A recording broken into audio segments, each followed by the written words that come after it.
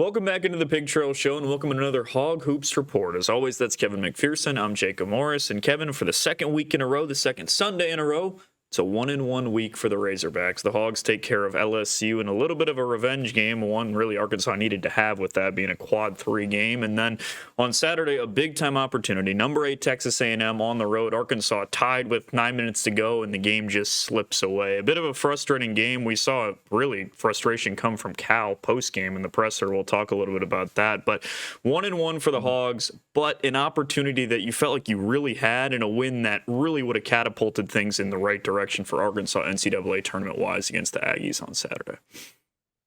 Right. I mean, you started the week out with a must-not-lose scenario because you can't have a bad loss on the resume. That's what LSU would have been. So you positioned yourself then to go in and pick up a road win against a beatable team as good as A&M is. I felt like this was a game where Arkansas, before it ever tipped up, would have a chance on this road swing to pick up a win. And I really thought that if you do win this game, you still need more wins, but it increases your margin for error. Yeah. And so I'm not sure what you're going to bring up about Caliperi because this was a little bit extra in his post game. But for me, analyzing this game, Arkansas took care of the big bad beast on the boards. You know, the number 1 offensive rebounding team in the country, the best team in scoring second chance points, and you just can't get possessions because you can't get them off that end of the court, and then they capitalize. Arkansas found a way to be better than most there, and then just handed the ball and took its own possessions away, gave up easy scores, and really, if not for that, if not for a discrepancy of -15 in points off turnovers and the -7 in the turnovers department, and that's not even misleading. 17-10, you almost doubled them up in turnovers, and -15, 22-7. So you lose by 8 in a game where you were tied inside of 10 minutes, and it was a 2-possession game until kind of the very end there. You just point to turnovers. Everything else, all that good work you did to battle on the glass, and this has been a team, even when it was winning games on the road and in some of these games where they've won or been competitive, where Arkansas, that's been the Achilles heel is the other teams getting offensive rebounds. If you were picking one thing out consistently that still was a problem, you fix that, which to me, Arkansas wins that game if this turnover battle is even close. If it's close, Arkansas wins this game on the road. So I don't know what Caliperi's frustrations exactly are. I'm not a mind reader. Can only take out, extract from what he said in that post-game presser. But I think he said enough. You could see his frustration with the same thing. Exactly. And what we're referencing there is we saw a little bit more emotion than usual from him. And he talked about the fact where he essentially said, he said, I believe the quote was, it's not okay to say, we'll just be all right. And essentially his point was, if you win that game, we're squarely in the NCAA tournament field. And, we haven't really heard him talk explicitly. And a lot of times coaches will avoid talking about that, the race to make the NCAA tournament. But his point just being, we should have won that game. And for all the reasons that you described, what's so frustrating is Arkansas didn't get blown off the court. In fact, they executed the game plan they wanted to phenomenally. They limited Texas A&M to 42% shooting from the field. Like you said, the worry coming in is a team that averages 17 offensive rebounds a game or whatever it might be is going to kill you on the glass. Arkansas limits that as well. And then something that Cal has hit on over and over and over again this season, hey, we're playing really fast, but we're protecting the ball. You go ahead and you fork over 17 turnovers and give up 22 points. So you execute the game plan you want to, and then a part of your game that really has been pretty strong for the most of the season crops up and kills you in a game that really, really would have improved your chances NCAA tournament-wise. Well, don't forget, even we're in games where Arkansas has kept the turnovers fairly reasonable and good, and there have been stretches in this winning streak or this turnaround after an 0-5 start where that's been true. But even having said that, Arkansas every game has a multitude of unforced errors. Yeah. So it's not just the goodwill of the other team and their abilities. And of course, A&M had a grind game. That's how they play. Kept the score was down in the 60s, obviously. And you think, well, if you're playing at that kind of pace, why so many turnovers? Well, A&M's got an interesting defense, but they don't have better talent than Arkansas does. They may have some more beef inside, and that showed up against Big Z at times, obviously, and it limited him to 20 minutes.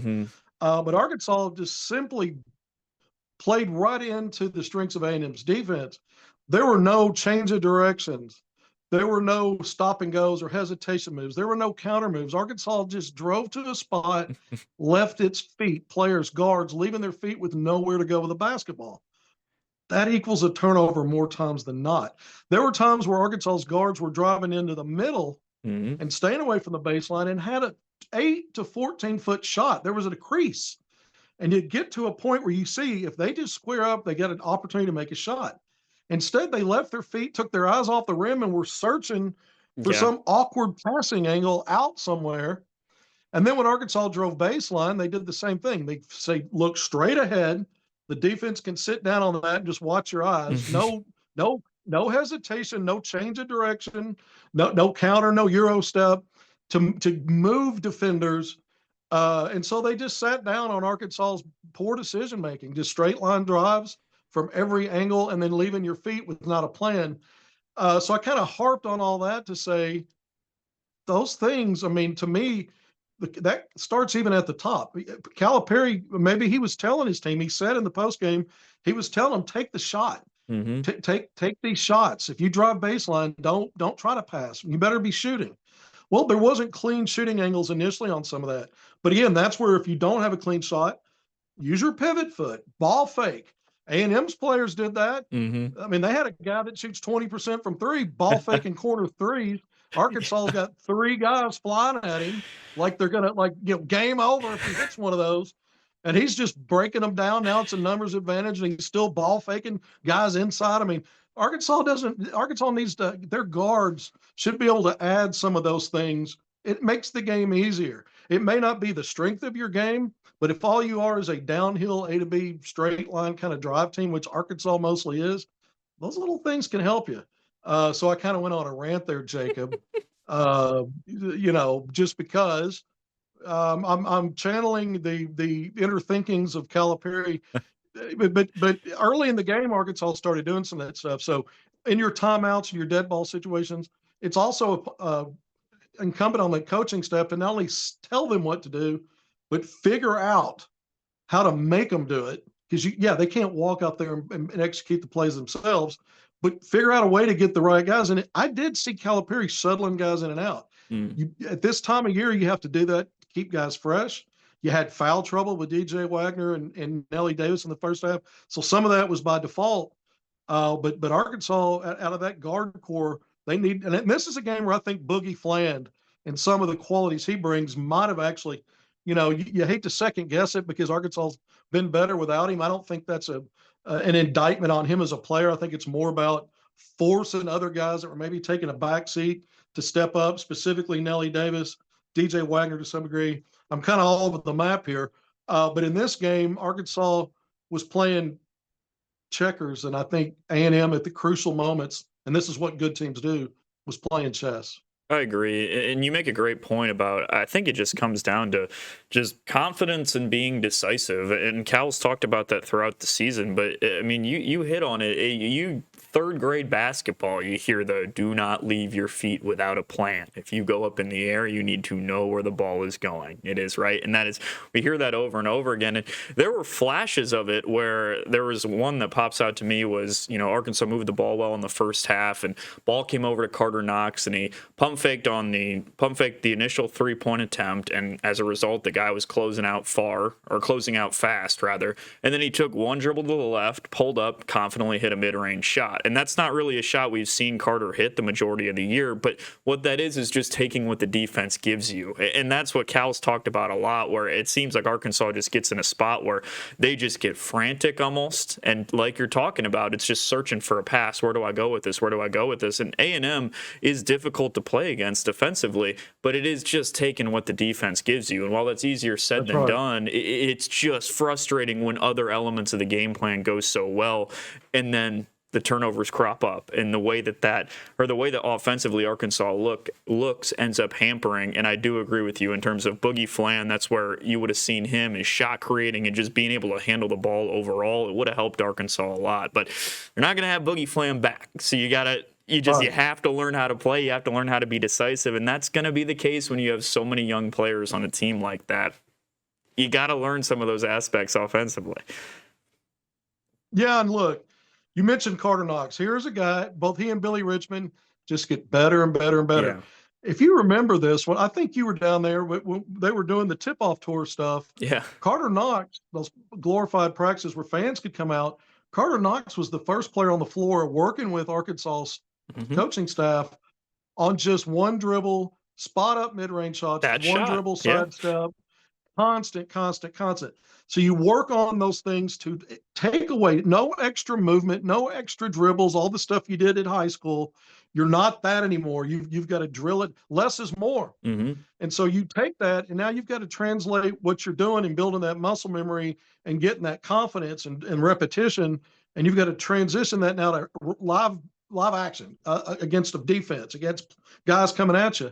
And it just takes a while sometimes for freshmen, but he's a more confident, a more selective shot Yeah. taker. We've seen a lot of catch and shoot, getting out in transition and finishing or driving all the way to the basket. But against A&M, it just wasn't once. I think he hit at least a Hmm. couple of mid-range Yep. shots, and they were pretty quick getting to him. Like you said, one dribble, one step, boom. And so Carter Knox is getting better. And what you like about him and what you like about Billy Richmond, both of those guys will attack. They've got good size. You know, Adu Thero is in a 2-game slump, man. He didn't play well in the Hmm. win over LSU. He didn't play well on the road at A&M, but he's been there all season for Arkansas. We know he's going to attack. We know he's going to be aggressive. We know relative to his size and position, he's going to be physical.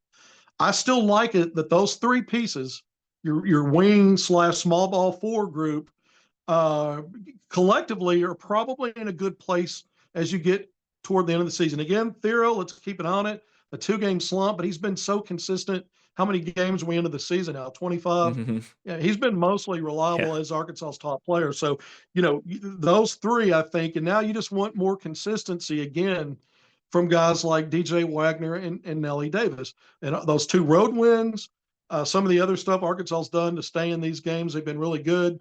DJ Wagner and Nelly Davis both had just horrendous games in concert with Thero. Those are your 3 leading scorers. They combined for 21 points only on like 7 of 20 something from the field.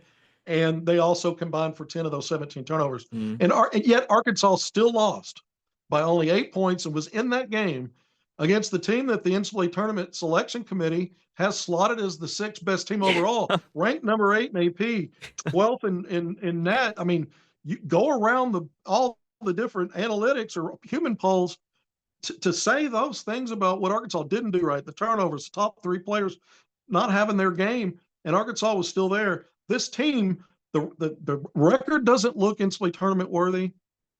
The right now, Lenardi, for example, had Arkansas finally on the bubble, but finally Hmm. on the good part of it as the 3rd team on the last 4 in. So 2 slots away from being out projected, but still climbing. That didn't change after that. That's how much of a quality quad win loss that was. You didn't get blown out, which would have hurt. Hmm. Arkansas only fell 1 spot in that to 42. So the record doesn't look NCAA tournament worthy. Some of the stuff Arkansas does on the court, you wonder, does this team really deserve? I mean, do they have what it takes to if they get in to maybe win a game or two? I don't know the answers to that because we're getting some Jekyll and Hyde here at times.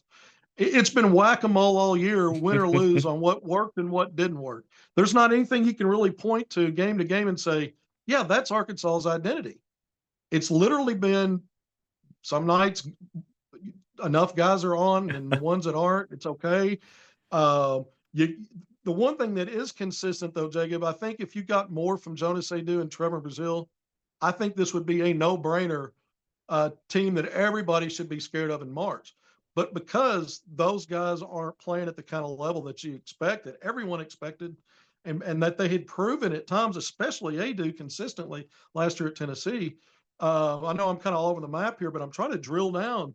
Is this a tournament team or not? You said Caliperi said, and he did, that you win that game and you're in the tournament. Well, you'd be projecting maybe even off the bubble in Lenardi's next Hmm. update later that day or tomorrow, Tuesday, but you still had more work to do. You couldn't just win that game and then lose out or win that game and then win only one of your last 5 or 6. You needed to win that game to add another humongous quad 1 win to the resume. And then it increases your margin for error coming down the stretch on how many you need to win. So Arkansas still got work to do. There's 6 more games to go. You're 4-8. You've got it. So your road and away from home record is still quality. All of your quad one wins are away from home. That's good. You still don't have a bad loss. That's great. You just need more wins. And most of them are Q1 or Q2 of what's left in 6. I think Arkansas needs a minimum of 3, maybe 4, but I think 3 will probably do it. We'll see how it turns out. Obviously, you have the SEC tournament as well. You made a great point in there talking about the selection committee coming out with the top 4 seeds on or top 16 seeds, but the 1, 2, Yeah. 3, and 4 line on Saturday, and it made me Yeah. think. I think that's another reason why it's so frustrating for Cal when you think about where Alabama was, right? And so you talk about being so close in 2 games against a team that's on the 1 line securely in the committee's ranking, and then a team that they're not going to get there. I think that top 4 is pretty secure right now on the 1 line, but at least on paper, a team in Texas A&M that the committee has 2 spots away from being a 1 seed. In 1 week apart, you have 2 games where you feel like you weren't firing on all cylinders, and both games were incredibly winnable. We're right there for you, right? And I think that's what's so frustrating is because Cal's not dumb. He knows this team dug a hole for itself. We talked about it. We thought there was no path for this team to get to the NCAA tournament the way they were playing. So you're sitting there and, oh man, we're not getting much from Jonas Adu and Trevin Brazil. Oh man, we're turning the ball over. We're doing all this. You're not firing on all cylinders, and yet you're still right there. And I think that's what's most frustrating. Yeah. But now it doesn't get any easier. That's been the message for us all SEC season for the Razorbacks, because on Wednesday, you don't come back home. You don't come to Bud Walton Arena. You don't get a bottom of the standings team. Instead, you go on the road to number 1 Auburn, coming off arguably the biggest regular season victory in program history for the Tigers over number 2 Alabama on Saturday. It's a heck of a test for the Razorbacks, and we're going to see what this team is made of response-wise in a big way when the Razorbacks go to the Plains to take on number 1. Well, and you could have a strong game and have a bounce back game and still lose that game by 20. This how good Auburn is. Yeah. Yeah. Look, here's what's interesting. You talk about A&M number 6 overall, almost top 16, and on the 2 line. You talk about Tennessee, also barely on the 2 line, maybe knocking on the door 1 seed. Auburn, Alabama, Florida. Tennessee in the SEC opener blew Arkansas by 24. Yeah. Arkansas had Florida at home with a chance to win. That they didn't get blown out. We just talked about Alabama. You just went on the road to A&M, same thing. Here's the next one, the number 1 overall projected team on that seed line, number 1 in the AP poll, number 1 in net. All right. So out of the rest of them, you've already played them, and only 1 team did you not have a chance to beat. Yeah, you're on that. But this is the difference between those teams, because they're beating Arkansas. Arkansas is just another game to them. And Arkansas is trying to be that kind of team, and they're just not there. So now you have to hope that Auburn's got some insane high hangover, feeling themselves, come out a little lackluster, too overconfident. I don't think Bruce Pearl and that team's going to do that. You look at the schedule that group has played in non-conference, in conference. They had a murderer's row non-conference. Crazy. Probably the toughest non-conference schedule in the country, arguably up there. And then what the SEC is, they've just been playing like this all year. It doesn't matter who you are or what happened the game before, what might happen now. They're probably gonna be ready and focused on business. But you got a little bit of hope that maybe there's just that interstate rivalry that was always about football if it was 1 and 2, and now everybody's lost their mind over basketball. As someone who likes basketball, watching ESPN Game Day, they should have been in Tuscaloosa, right? It's 1 versus 2. But interacting with the fans about basketball seemed like a discredit to basketball.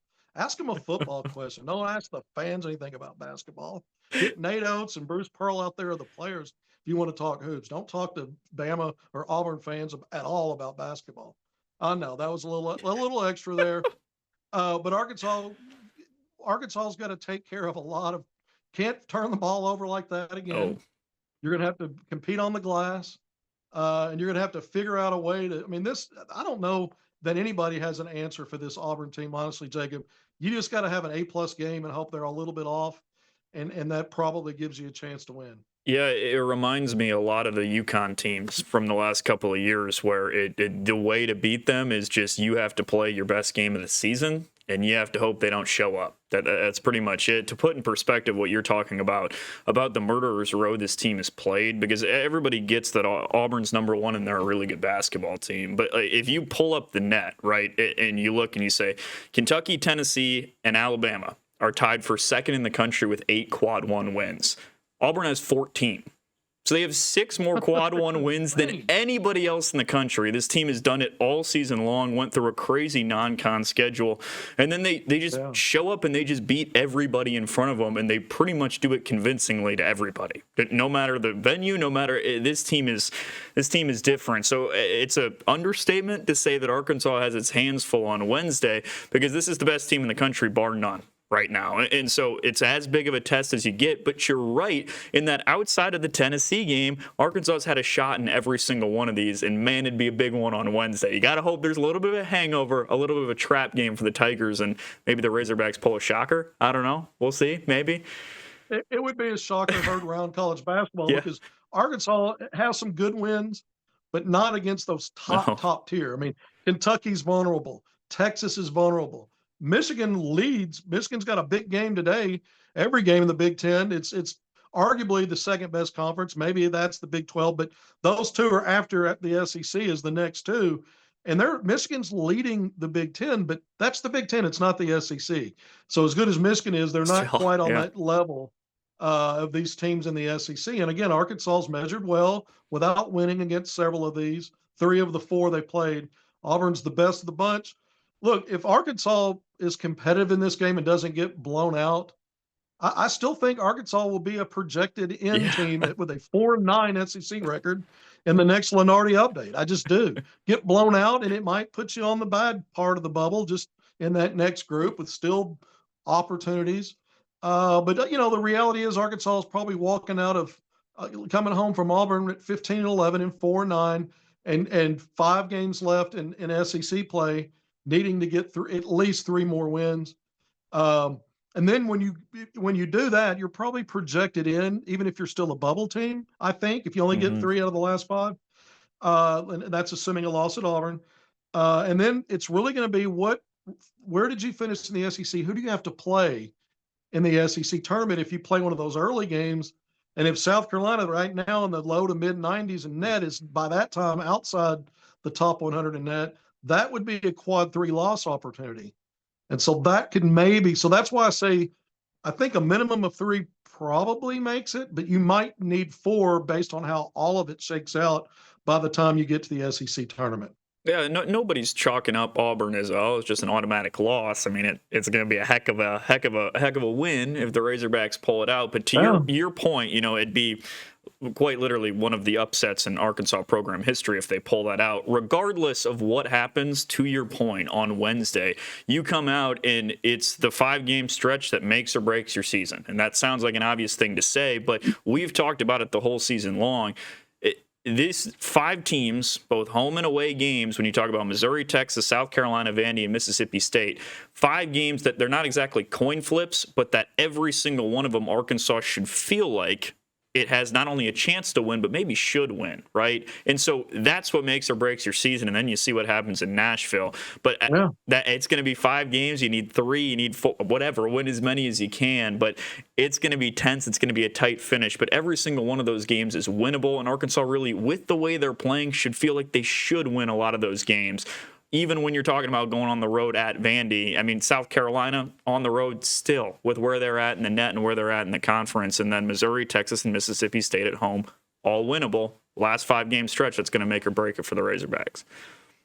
Yeah, and the one interesting thing that keeps you uptight if you're a Razorback fan is home has not been advantage. Arkansas's played better on the road in the conference.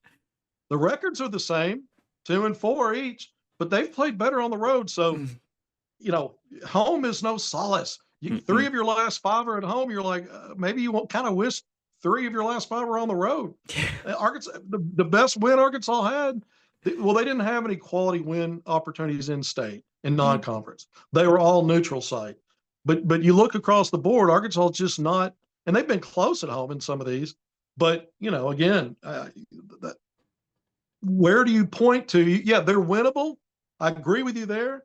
but you can't even say plus it's Bud Walton Arena. Mm-mm. That was always a talking point typically when Arkansas's trying to figure out how it's going to shape up for the NCAA tournament as you come down this final stretch. Well, you're looking at those home games saying that should be a win. That's our most like.